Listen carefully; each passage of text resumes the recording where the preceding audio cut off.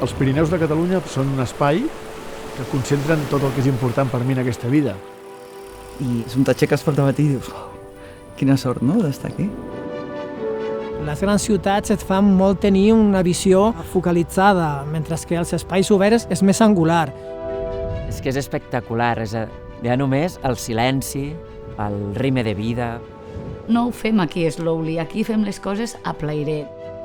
És fer les coses amb plaer, amb amor. Aquesta seria la paraula que hauríem d'aplicar cada dia de la nostra vida, no? Que és a plairet. Tots els territoris de Catalunya són bonics, però els Pirineus tenen aquesta cosa arrelada, potser perquè estem més aïllats. Som més tancats, en certa manera, però això també ens ha fet preservar més aquesta cosa més nostra. Si tu estàs enamorat d'un lloc, el vols cuidar, és que no hi ha un altre. Content, orgullós, agraït de pertànyer aquí, no?, en aquest lloc, amb aquesta cultura, tradició, història. És a dir, hi ha llocs on pots fer moltes coses, hi ha llocs on simplement només sent. És fantàstic.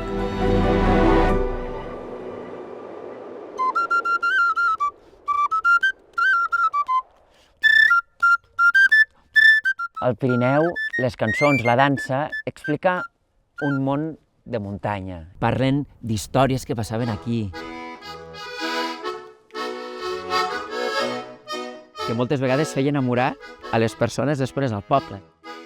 La música, l'ambient, l'entorn, que és com molt màgic. El meu propòsit és donar valor a lo petit i desconegut. Natura, llengua, cultura, coses que en un món tan ràpid com vivim avui són imprescindibles. Cal mirar petit, cal enamorar-se de les coses, cal no passar per sobre, sinó, ostres, donar-li la profunditat que se mereixen. Si parléssim de biodiversitat als Pirineus, és una passada. Podem trobar des d'espècies que venen d'un origen tropical fins a altres espècies que venen de zones més boreals. Total, m'agrada compartir la meva terra amb la gent, ja sigui de zones properes o llunyanes, no? M'agrada compartir tot allò que ens fa autèntics i diferents. És que sense cultura no som res. Aquí diríem que les comunitats que han estat vivint en aquests pobles durant tots aquests segles han preservat les seves esglésies perquè eren les úniques que tenien. Formen part del teu dia a dia. Visc en un poblet molt petit de la Vall de Cardós, som 12 habitants i és el poble on han nascut i he criat els meus fills. I realment estem acostumats a ajudar-nos quan fa falta. Té coses de la vida actual i coses de la vida de fa anys.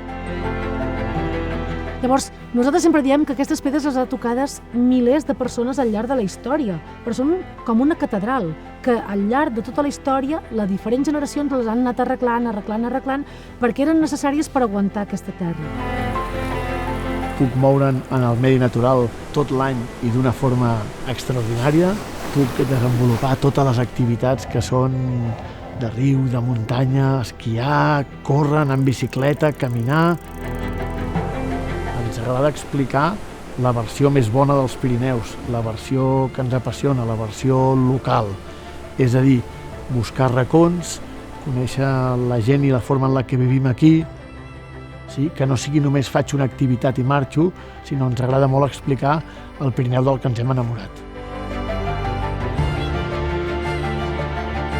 Va haver una vegada que em va dir un nen que per veure això podia veure amb una foto. Ha sigut l'única vegada que m'ha frustrat una mica la meva feina, no?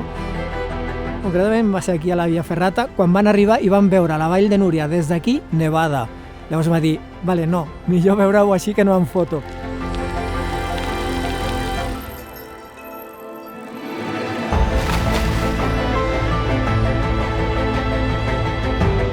Quan era adolescent volia fer el món un lloc millor i ara em fer el món un lloc millor ja estic contenta. Però si sóc capaç de transmetre-ho perquè altra gent també ho pugui fer, doncs seria perfecte. Jo trobo positiu, no?, que algú que vingui de fora de turisme pugui conèixer les nostres músiques, les nostres danses, les nostres arrels.